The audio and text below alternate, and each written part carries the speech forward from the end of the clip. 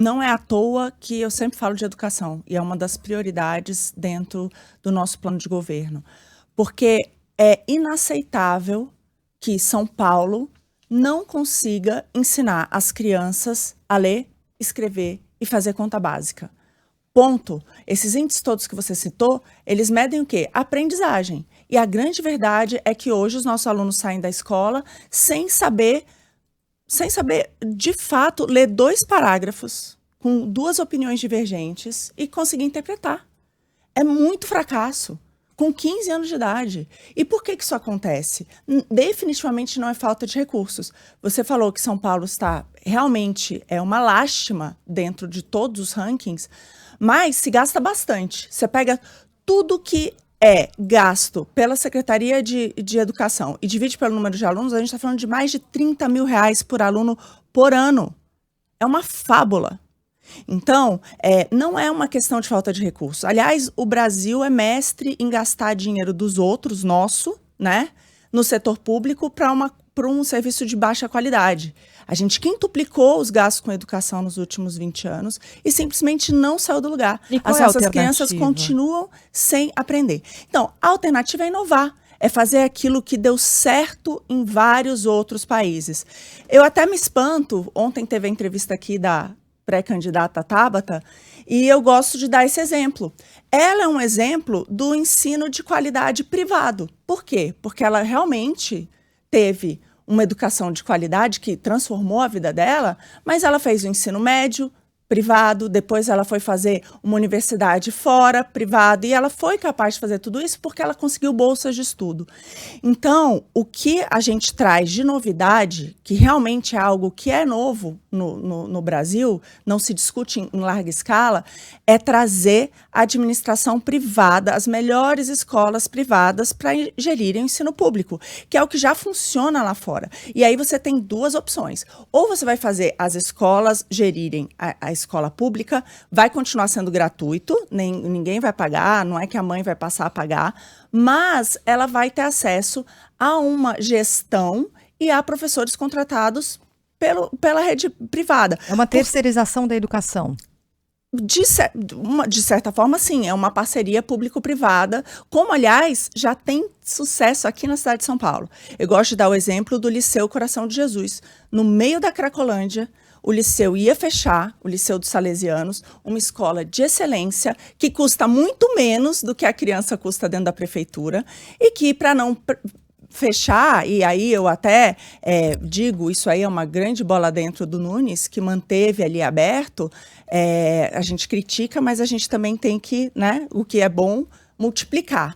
E eu fui até o liceu, e é uma coisa impressionante. Tenho certeza que vai sair os índices de aprendizagem, Sheila, até recomendo vocês compararem as notas do liceu com da rede pública. Tenho certeza que serão muito melhores. Então, tem uma forma de fazer. Isso, por exemplo, é o que funciona hoje em outros países, como a Nova Zelândia, em vários lugares dos Estados Unidos onde foi adotado. Para você ter uma ideia, em Nova York, das 30 melhores escolas de Nova York, das 30, 23 adotam esse modelo de charter school, que é uma escola pública que simplesmente ela é administrada pelo setor privado. A mesma coisa são as bolsas de estudo, que você pode usar os recursos da prefeitura para pagar bolsas de estudo em escolas particulares para as crianças carentes. O fato é que onde os países que adotaram isso, não, você vai fazer, óbvio, não é do dia para a noite, Megali, que você vai mudar, até porque tem contrato, e esses professores que estão na rede pública, diretores que estão na rede pública, já estão sendo contratados para o resto da vida. Aliás, essa é uma pergunta que eu faço. Alguém em sã consciência da iniciativa privada contrataria alguém para o resto da vida e ainda pagando aposentadoria por 70, 80 anos, assim, fechado o contrato? Se performar, tudo bem, se não, vou continuar pagando do mesmo jeito? É óbvio que não. E é por isso que eu digo que o ensino público hoje no Brasil não funciona. Aliás, eu gosto de dar um exemplo aqui. A maior parte da esquerda gosta de dar o exemplo de Sobral, no Ceará, que realmente é um dos melhores do ranking.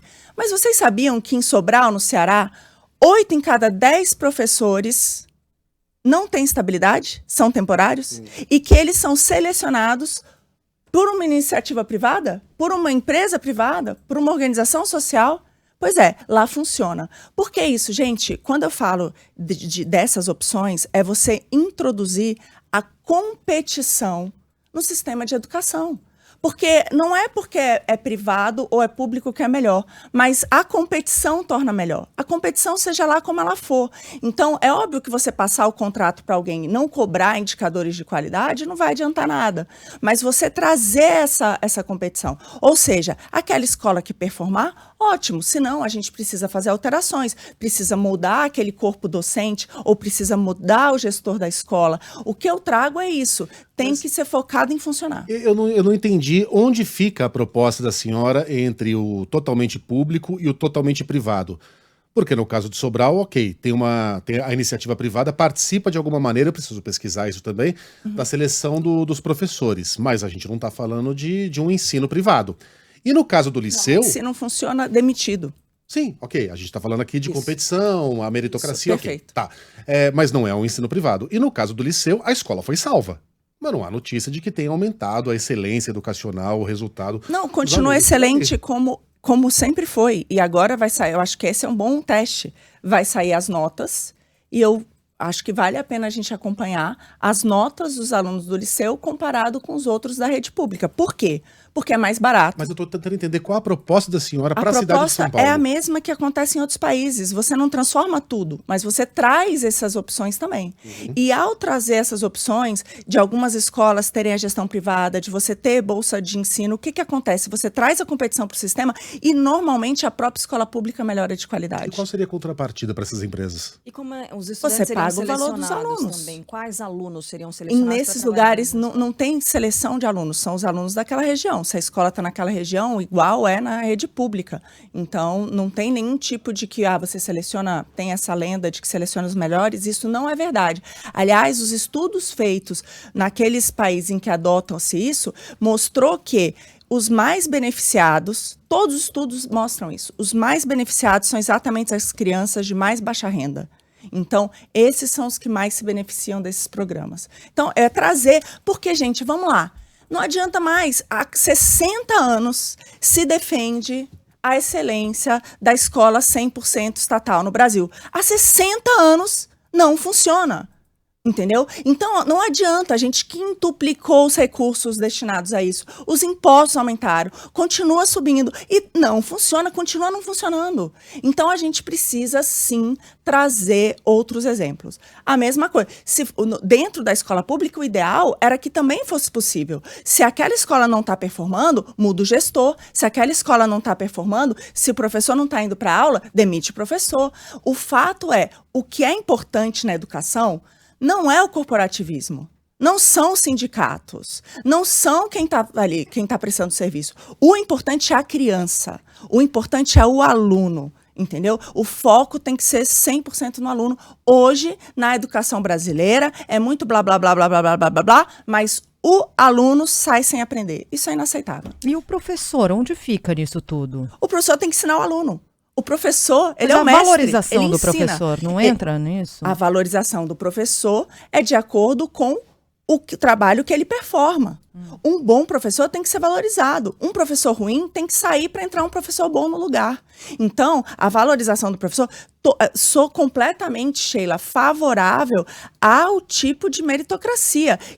Aliás, não só bons... Aliás, eu tenho uma irmã, professora de rede pública, excelente, que já foi coordenadora e várias outras coisas. Eu admiro demais os funcionários, os bons funcionários públicos. O que não dá, o que não é aceitável, é que esses, às vezes, têm que trabalhar muito mais para compensar aqueles que são ruins. Por exemplo, hoje a gente sabe que o absenteísmo aqui na cidade de São Paulo, até onde tinha dado, porque agora eu estou tentando conseguir de volta, mas da última vez que eu vi, 1 em cada 4 professores não estavam dando aula. Isso faz com que isso sobrecarregue demais o que estão. Você já pensou se chegar numa escola e 3 salas terem aula e uma não? É impossível dar aula nas outras 3. Lá no Liceu, quando eu fui visitar, eu perguntei para o diretor da escola, falei, vem cá, qual que é como é que é a falta aqui? Como é que é o absenteísmo aqui nessa escola? Ele, das crianças? Quase não tem. Não, dos professores. Ele deu uma risada. Falou, o professor vem dar aula ou ele não trabalha aqui. Não tem como. Então, eu vejo que essa é a diferença. A gente precisa, sim, valorizar os bons professores, valorizar os bons diretores, valorizar os bons coordenadores, mas também a gente não pode deixar as nossas crianças nas mãos de diretores, coordenadores e professores ruins.